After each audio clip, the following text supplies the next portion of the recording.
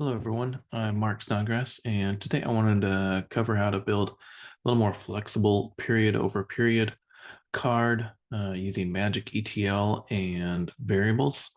A question was asked recently in the dojo by Nathan Dorsch on how to show last 12 complete months compared to the prior 12 months. And the issue he's having is when we're in the middle of a month, he doesn't want to show that, and he doesn't want to show the prior here either. And that's a bit challenging with the period over period chart. You can build a beast mode called, such as this, where it says is complete month, and where I look at the last day of the date field in the data set, compare that with the last day of the current date. And if that's equal, then that's an incomplete month. We're still in that month, otherwise a complete month.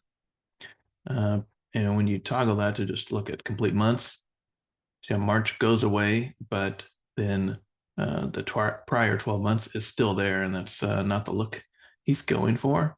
So how can we fix that?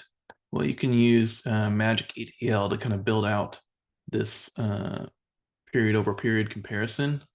I'll show you that here using the COVID data set as an example.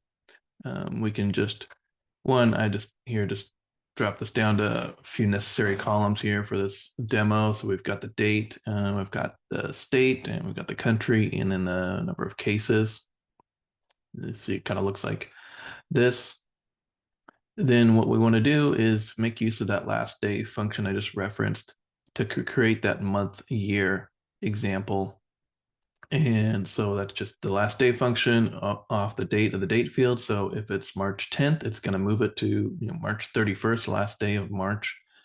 And so that will kind of create a uniformity that we can then group by in here. So then we can group by the state and the region and that month year and sum up those cases of COVID, sum that up, and we're just going to keep that the same name. But now it's important in this group by step to think about what you're going to filter on in your card and have those fields in there. So like I want to be able to filter by state eventually. So put that in my group by here, and that'll give me that granularity that I still need on the card, give me some flexibility in there, but then I'm summing up, getting those cases by the month. So I know I'm going to just do it by the month, basically. Then this is where we kind of build out the period over period. Create a series of ranking windows I'm going to do here. Call one 12 months ago. Then I'm going to use the lag function to look at the new cases and look at it from 12 months ago. So assuming I don't have gaps in my data, that I've got cases every month for every state and country, which definitely going to have that in this data set, then I know I can go back 12 spots with the lag and get 12 months ago. Then I can do the same if I wanted to have a little more flexibility for the user and give them 9 months ago by doing a lag of 9, and a 6 months ago, a lag of 6, and a lag of 3 for 3 months ago. And that's really it. And that's builds out our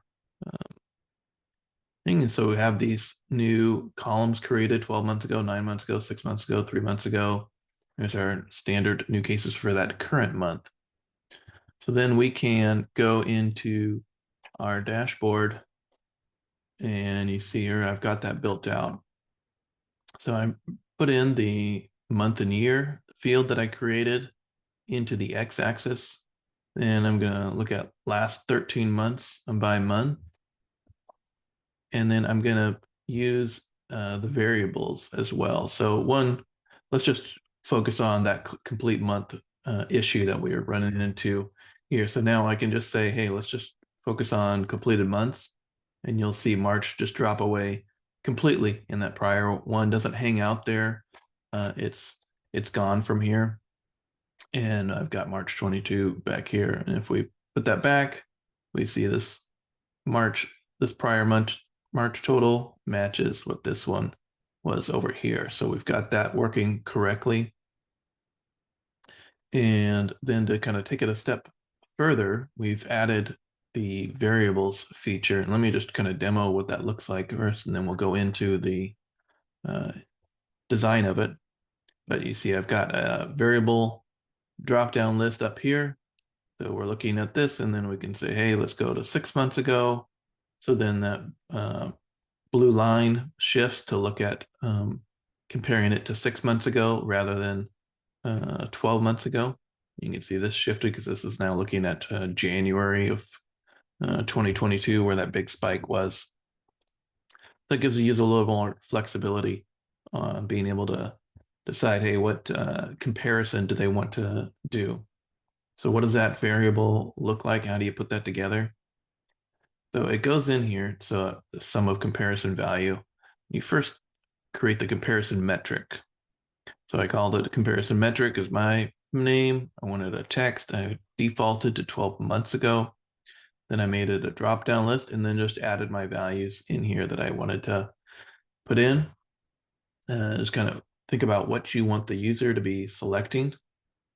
And it's also important to know, what you wrote in here, because you're going to need that in the beast mode to apply the variable.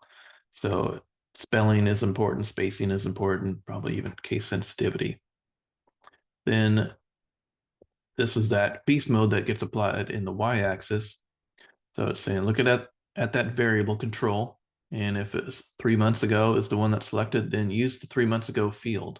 And if it's 6 months ago, use the 6 months ago field. And if it's 9 months ago, use the 9 months ago field. And otherwise, let's use the 12 months ago field. So then you can put that in here and use the sum, and then that builds out. And I just labeled it as prior period to keep it generic, since we don't really know which one they're going to select in there. So that's how that's built out, and that gives that user then a pretty flexible dashboard to use, and gives you that control to hide that month if you want to when you're designing that card. So hopefully you found that helpful, and feel free to reach out if you ever have any questions. Thanks a lot.